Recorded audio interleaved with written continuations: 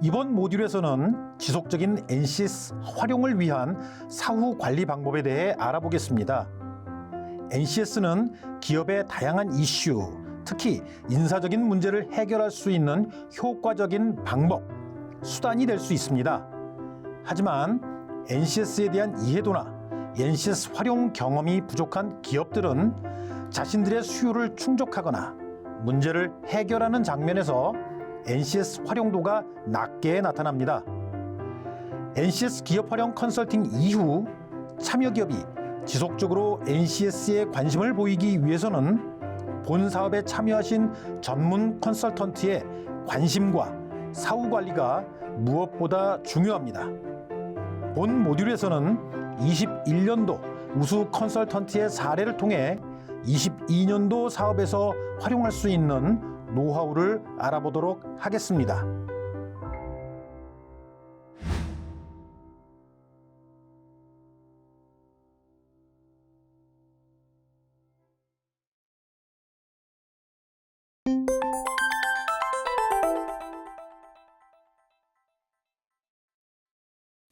저는 NCS 기업 활용 컨설팅 이후에 기업의 요청이 있는 경우에는 적극적으로 도움을 드리려고 노력하고 있습니다. 특히 최종 보고회 때 사후에 궁금하신 점이나 NCS 활용에 필요한 정보나 방법에 대해 문의사항이 있으면 연락 달라고 미리 말씀을 드리고 있습니다. 대부분의 경우 교육 훈련 실행 혹은 타 정부 지원 사업 연계와 관련된 요청이 많고 그 부분에서는 사업관리 측면에서 적극적인 도움을 드리려고 합니다.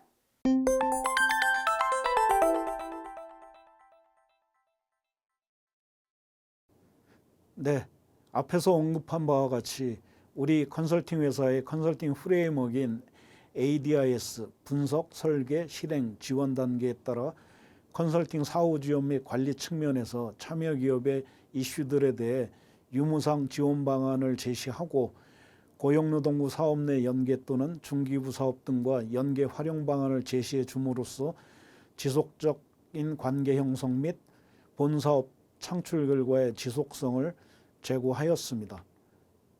D사와 I사 모두 후속으로 고용노동부 타 사업, 예컨대 일터혁신 컨설팅 사업, 사업주 직업능력 개발 사업, 일학습 병행 사업 등에 참여할 예정이고 중기부, 과기정통부 등 타부처 사업에 참여 예정이며 I사의 경우 본 사업기간 중 과기부 데이터 바우처 지원 사업 연계하여 우리 회사에서 AI 빅데이터 분석을 통한 마케팅 전략 및 실행 역량을 강화해 주었습니다.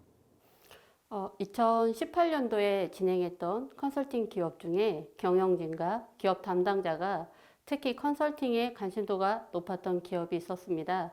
그래서 실제로 진행하는 모든 회의나 컨설팅 과정에 관심을 가지고 참여하며 컨설팅 내용이 기업의 직무 또는 직급의 업무 내용과 잘 연결이 되는지, 훈련 과정과 채용 도구의 활용성이 높은지 등을 꼼꼼하게 피드백해 주셨습니다.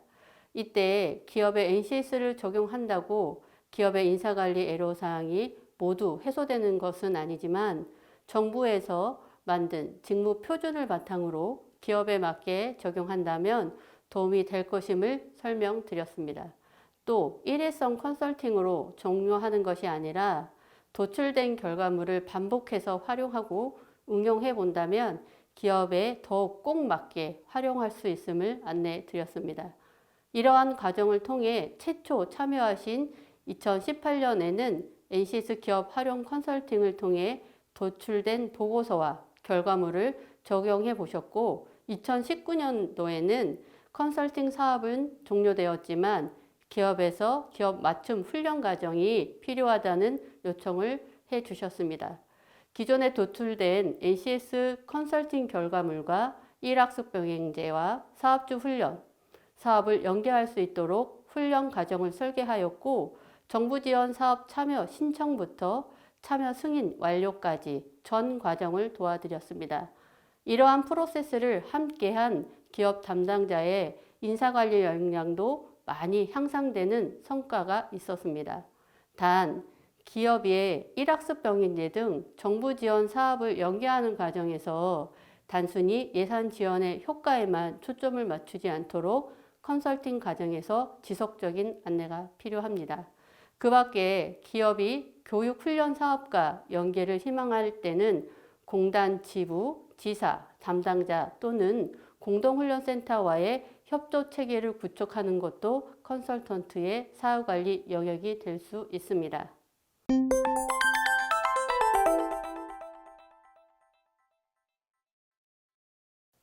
NCS 기업 활용 컨설팅 최종 보고회 때에는 보고서의 내용과 검토 시간을 갖고 기업에 필요한 교육 훈련 제도, 채용 도구 활용 방안, 국가직무 능력 표준, 홈페이지 이용법, 추가 연계 가능한 정부 지원 사업 등에 대해서 제언을 드립니다.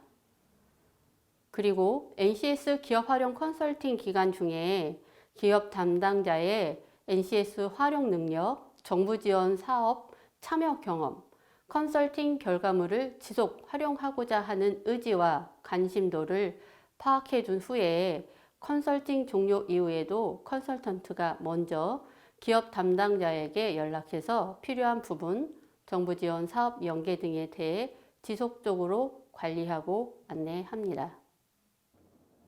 저는 컨설팅 종료 이후에도 참여 기업에 자주 방문하여 사후 관리 방안을 논의하고 있습니다. 참여 기업의 상황도 파악하고 기업의 이슈나 문제에 대해서도 상담을 진행하였습니다. 또한 다양한 정부 지원 사업에 대해서 참여하는 방법을 안내했고요. 이렇게 관리하다 보면 상호 간의 신뢰가 생겨 참여 기관에서도 마음을 열고 내부 사정을 공개하는 경우가 있습니다. 기업과의 신뢰가 쌓이면 자기 기업에서 오히려 필요한 것이 무엇인지에 대해서 구체적으로 물어보게 됩니다. 중소기업은 사실 HRD에 대한 개념이 없거나 전무합니다. 이런 정부 지원 사업에 대해서 참여하는 기회를 통해 HRD에 대한 의식이 생기고 기업의 발전을 위해 HRD 관련 정부 지원 사업에 관련해서 참여하는 의지가 생겨 이런 기업의 의지를 유지하도록 관리하는 것들이 컨설턴트들의 사후 관리 활동 및 역할이라고 생각합니다. 저희가 준비한 내용을 잘 보셨는지요? 그럼 주요 내용을 정리해 보겠습니다. 먼저 컨설팅 종료 이후 기업 관리 활동입니다. 기업 관리가 이루어지기 위해서는 무엇보다도 참여 기업과의 신뢰가 중요합니다.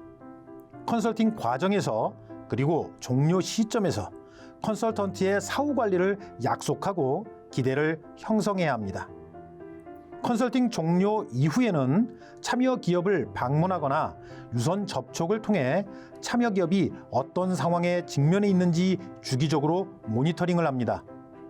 이런 컨설턴트의 관심이 참여 기업의 신뢰를 형성하는 데 중요한 역할을 합니다.